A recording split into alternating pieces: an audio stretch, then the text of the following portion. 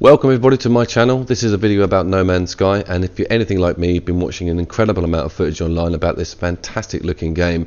I thought I'd take the opportunity to not show some video, to actually painstakingly put some images together and actually a list of films that I feel if you haven't seen or have seen even are well worth watching again prior to this game's release. It's coming out in July. It's made by Hello Games. There's a guy called Sean Murray who's at the centre of it all. There's a lot of mystery about the game. We're not quite sure exactly what's going on in regards to the plot. We know that it's a huge, dramatically huge space adventure game, but let's really explore what we do know, what we have seen, and look at some of the media and some of the influence surrounding this game itself.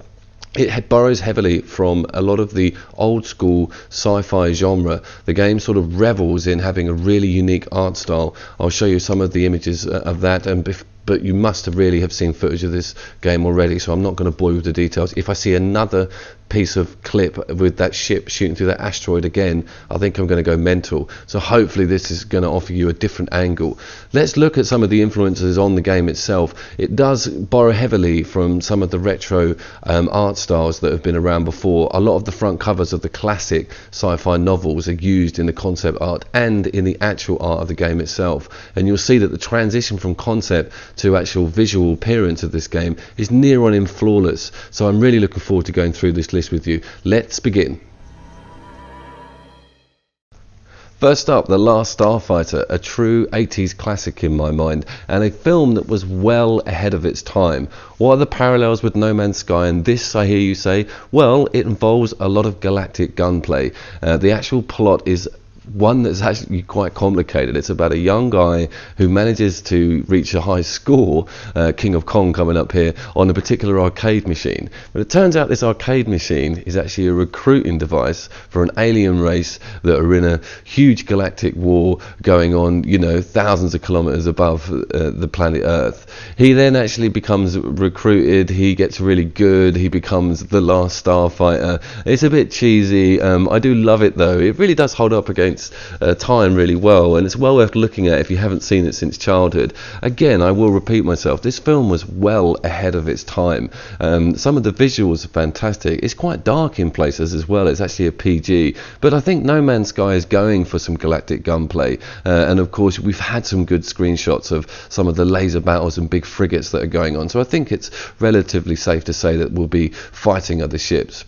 The film also features an alien friend who's also a galactic fighter who also got recruited through the arcade machine, and that expands on an area that I'm very interested in with No Man's Sky, and that's NPCs, whether or not they can work with you, whether or not they're cooperative.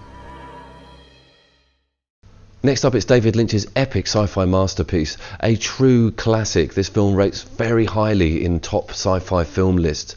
Lynch really knew what he was doing here. There's fantastic sets, very luxurious production, some amazing aliens, a really good looking piece of art. Of course, look at the colours that are involved in some of the poster work for the film. You can straight away see some of these deep purples. I think the developers at No Man's Sky were really taking this on board when they came up with some of the images for the game itself. One of the nods and something that I picked up on was the fact that the worms that populate the planet that these guys have to mine on are huge and very hostile, and they stop the production of what's called the spice dramatically. And I saw a clip of the No Man's Sky footage recently, and there was a very large snake-like worm creature moving through a very desolate desert landscape. Of course, extreme environments are common in No Man's Sky by the looks of it, so this one is definitely applicable.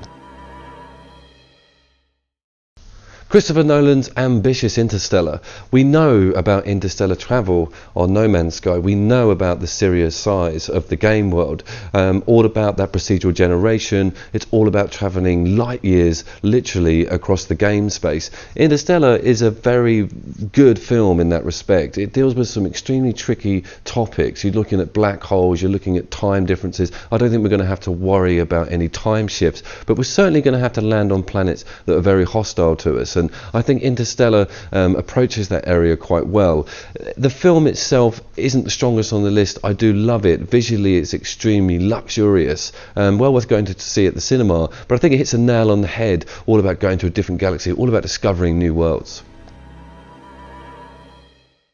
Next up, it's Moon, a fantastic British sci-fi thriller, one of my favourite modern sci-fi films of all time. Directed by Duncan Jones, Sam Rockwell gives a sterling performance here. The reason I've picked this film, it's all about the solitariness of having a job to do in space, and something tells me that No Man's Sky has a sort of corporation behind it. You're harvesting, you're working technically to build, and I like the idea of, yes, it's a multiplayer, but you're really spending some time on your own a lot. There's an AI companion in the film, voiced by Kevin Spacey. Things aren't all they turn out to be on this space station up on the moon, and Sam Rockwell is a lovable yet complicated character. Some of the props in this film are excellent. I just caught a screenshot of a robot that we see in No Man's Sky there. I'm wondering if you can have companions, wondering if you can have people help you out, be it robot, AI, or anything else. So Moon, another must prior to No Man's Sky.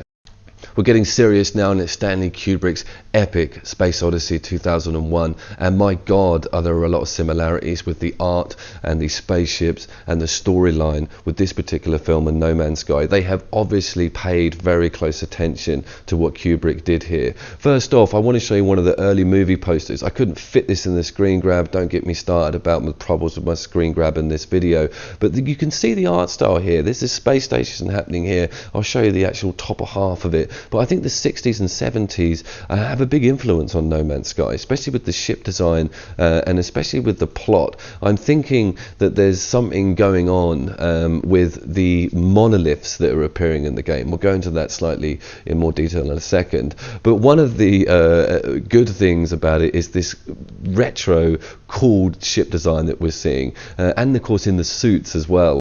Kubrick really went out on a limb with this film, both on set design, costume, and one of the main characters, which is actually an AI computer called Al. There's some similarities with this red dot on the title screen of No Man's Sky, and I'm also noticing some red on some of the robot sentinels within the game, and I think this comes on when you actually cross them. The big parallel is these monoliths. Monoliths are all over Space Odyssey, and they seem to be all over No Man's Sky. So I'm wondering what's going on there. What we do know about them is actually that the alien language is in them, and that you can find out more on the language and therefore interact with the NPCs a lot further.